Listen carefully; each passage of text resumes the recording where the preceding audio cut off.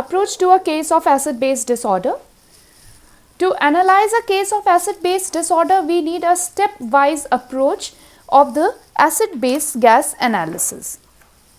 Now, first of all, we will have to have a look of the arterial blood sample.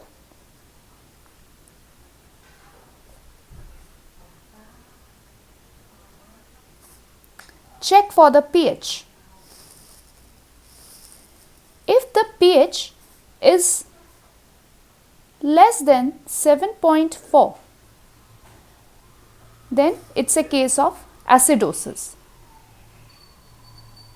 However, if the pH of this sample, arterial blood sample, is more than 7.4, then it's a case of alkalosis. Now, acidosis can arise because of two conditions. Either the bicarbonate levels are low or the PCO2 concentration is high. These are the two conditions which will give rise to acidosis. So, we need to check the levels of bicarbonate and PCO2. Once the acidosis is identified, we will look for bicarbonate level. Let's say normal bicarbonate levels are somewhere around 24 milliequivalents per liter. If the bicarbonate levels are low, if the bicarbonate levels are less than 24 milliequivalents per liter, they are less than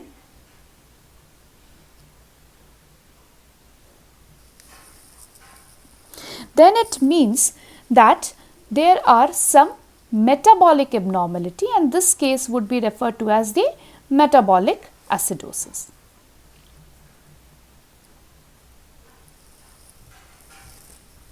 On the other hand, if on looking the PCO2, that is partial pressure of carbon dioxide, normal level of PCO2 is 40 mmHg.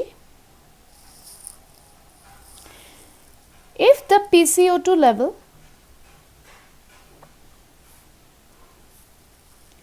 is more than 40 mmHg, then this would be a case of respiratory acidosis.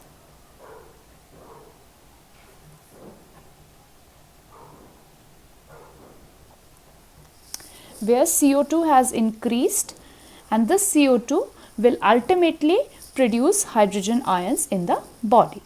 So, the key point to remember is that whenever the bicarbonate levels are getting altered or they are getting lower, it means the cause of acidosis is a metabolic cause.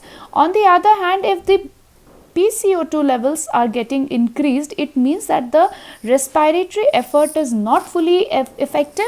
As a result of which, the acidosis which will develop will be a respiratory acidosis. On the other hand, if the pH is more than 7.4, then this case is of a alkalosis. Now, the alkalosis again can be of two types. It can be a metabolic or a respiratory alkalosis. So, we again need to check the bicarbonate and the PCO2 levels. For a case of alkalosis, if the let's say bicarbonate levels are more than 24 milliequivalents per liter, then this is a case of metabolic acidosis, alkalosis.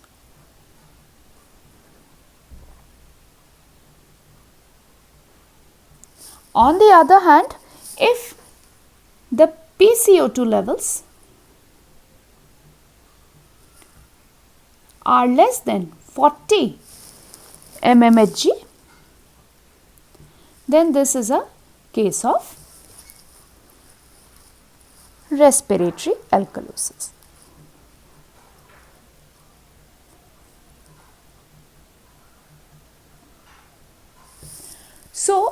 quick look at the ABG sample will draw a clear-cut conclusion of metabolic or respiratory alkalosis.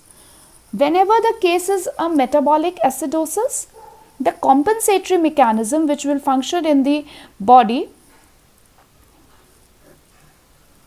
will be respiratory compensation. On the other hand, if the acidosis is a respiratory acidosis, the compensation will be made by the renal mechanisms.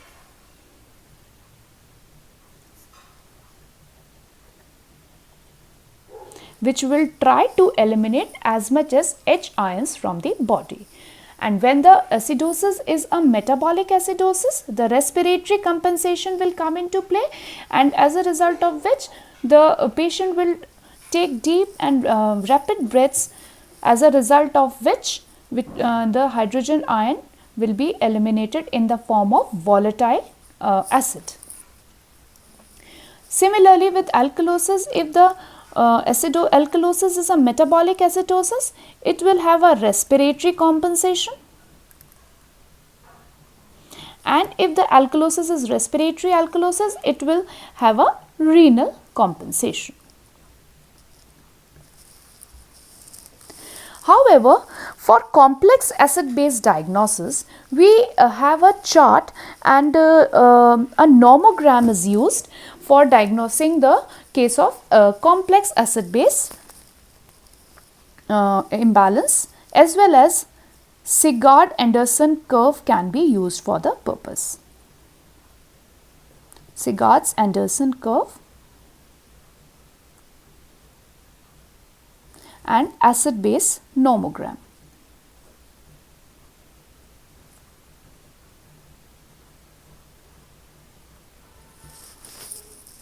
Now a word about anion gap.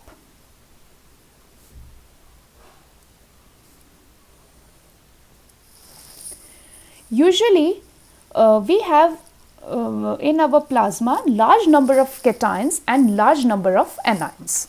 But whenever we measure anions or cations, not all the anions and cations are measured. The anions usually measured in clinical laboratory are basically sodium ion, chloride ion, bicarbonate ion. But the plasma contains large number of anions and cations, which definitely affects the pH levels, and which definitely affects the situation in the plasma. So the anion gap basically is the difference between the unmeasured cations and the unmeasured anions.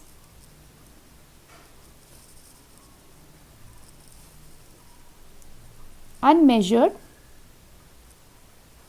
cations and unmeasured anions.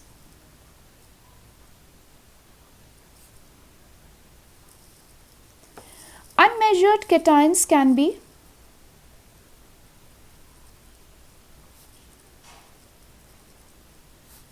calcium ion, magnesium ion, which are usually not measured. Unmeasured anions can be basically the organic salts, albumin, phosphates. So the albumin, organic salts,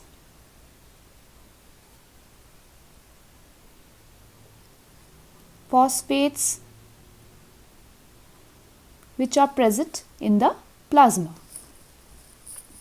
Normally, anion gap can be calculated by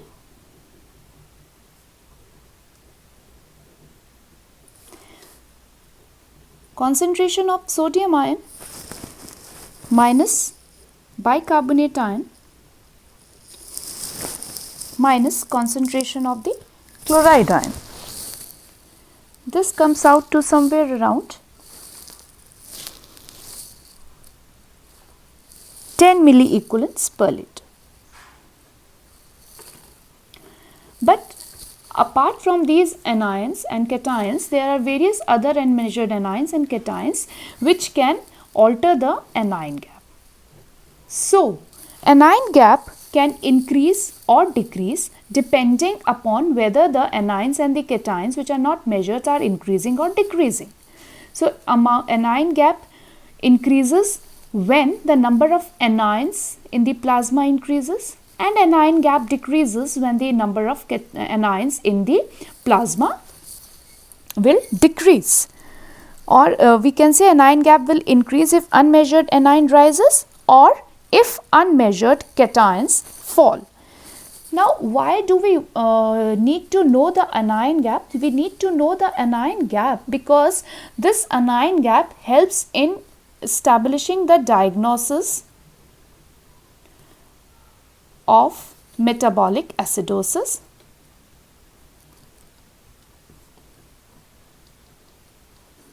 As various metabolic acidosis has various causes, and different causes leads to change in the unmeasured cations and the unmeasured anions.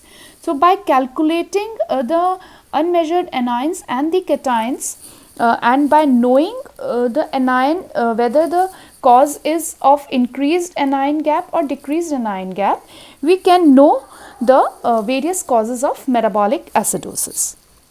Usually the anion gap ranges between 8 to 16 milliequivalents.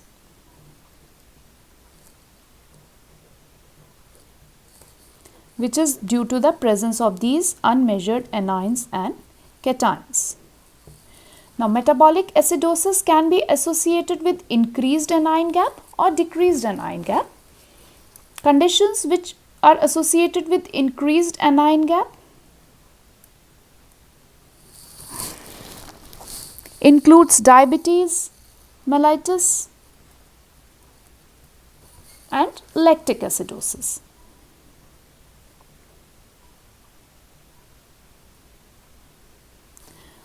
However, metabolic acidosis which is associated with decreased anion gap includes most commonly diarrhea, and it also includes renal tubular acidosis. So, by knowing whether the anion gap is high or whether the anion gap is low, we can come to a differential diagnosis of the causes of metabolic acidosis. So, this is all about approach to a case of acid-base disorder and anion gap. Thank you.